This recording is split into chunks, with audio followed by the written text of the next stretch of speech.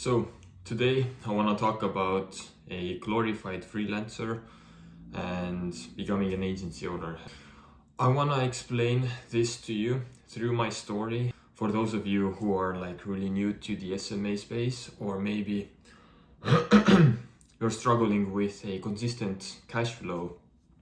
This will be really valuable for you. So I signed a client last year in November, and I sent out like a ton of text messages, and I got him like through SMS messages. So he replied to my text and we hopped on into a video call. I explained him the service. I explained it's gonna be $1,000 for our service fee and another $1,000 for the ad spend. And he was like, okay, this is quite a lot. I don't know you. I get a lot of those text messages all the time, and this could be a scam. But I like what you're saying in the video call. I like the offer. I like what you're doing.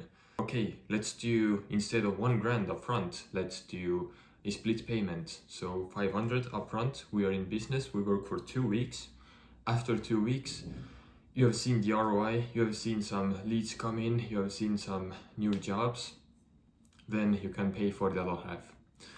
So in total, it's gonna be the same amount, but just like a split payment. And he was all right with that.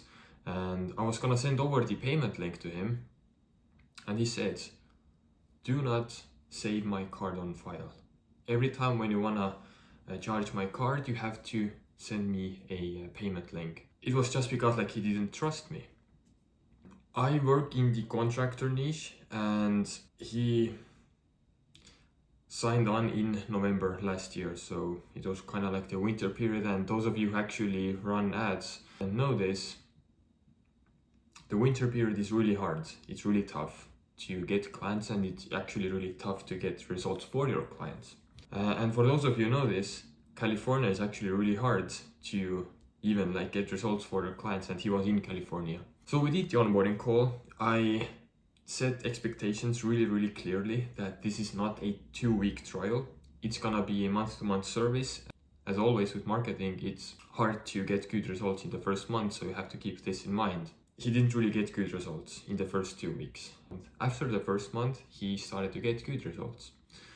So we transitioned into the month 2. I sent over the payment link, and he told me he doesn't want to pay for that. He didn't really see the ROI in the first month. And then I circled back. I said, you remember, like I told you this, it's not gonna be a 1 month thing. You're not gonna see like, this is not like a magic thing where you're gonna see like good results all of a sudden. We have to put in the effort to make it work for you.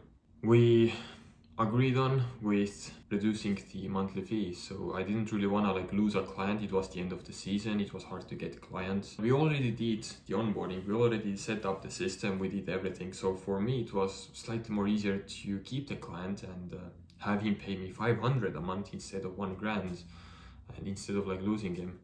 Yeah, he ended up paying the 500. We did the second month, and after the first month, he started to get good results. I guess I kind of have to like circle back a little bit. So during the winter time, you know, there is the holidays, Christmas, people take a day off and like go visit their family. And I told him this to my client as well, like instead of like wasting money in the holiday season, like the winter period, the Christmas period, sorry. Let's just turn off the ads like completely for like a week. We had the ad spend on hold for a week, and also like my service was on hold during that time. We were going to transition into month 3. I was gonna send over the payment link, and my client told me, I don't really wanna pay for the service fee. The 500 is like quite a lot, even though he was getting really good results. I remember that. And actually his business partner told me that they haven't really gotten like that good results like never before.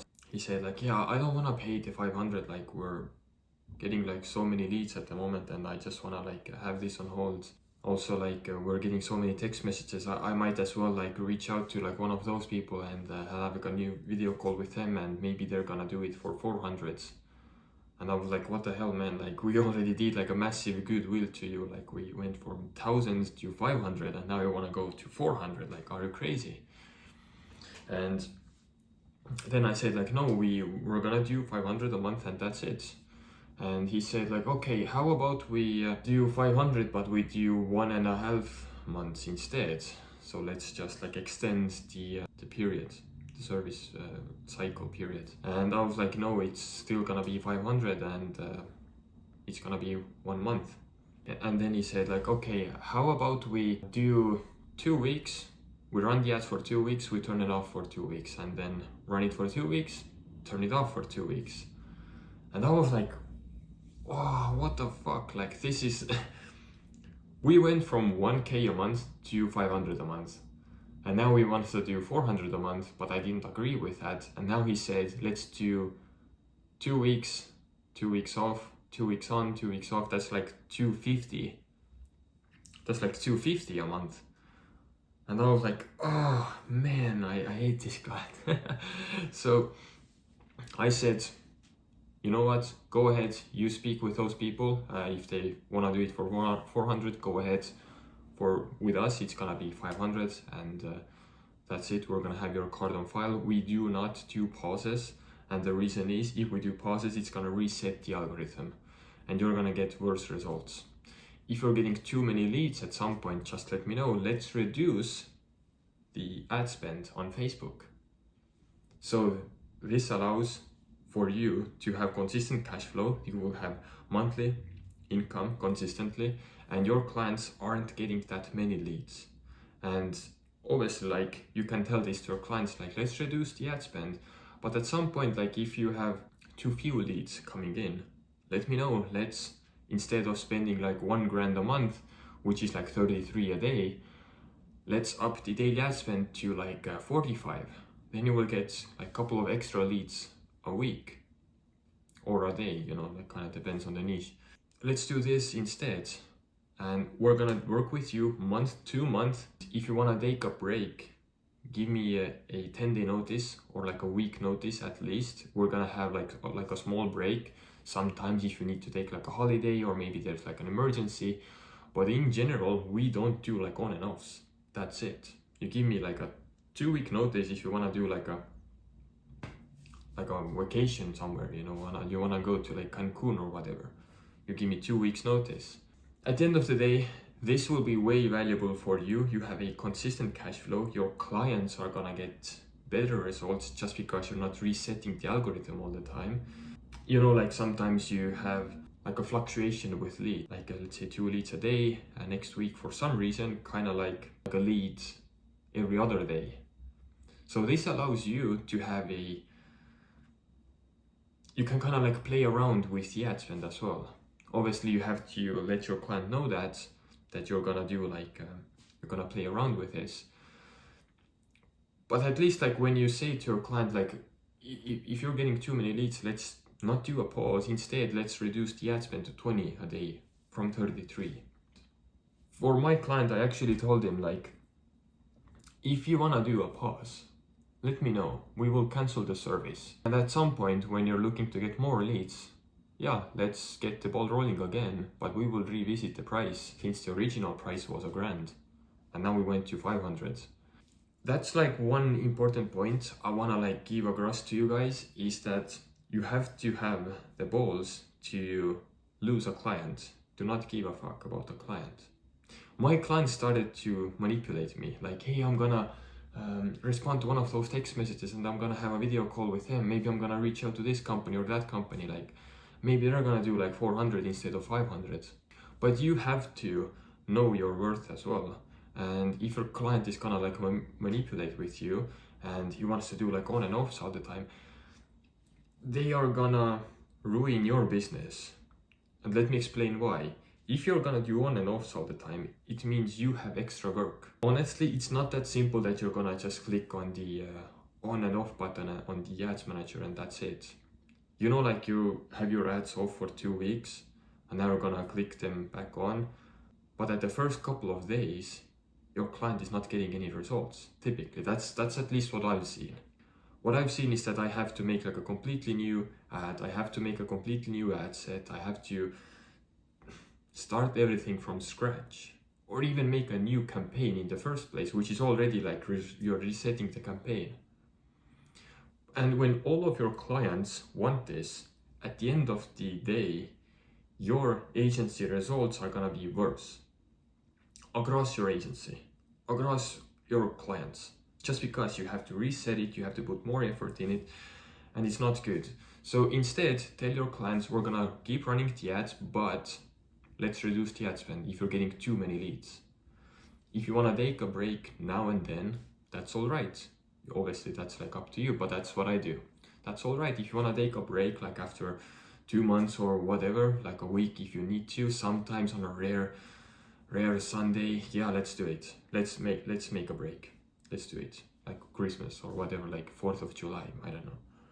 That's all right. But the thing is, you don't wanna be an on and off agency, just because if you do that, you are a freelancer.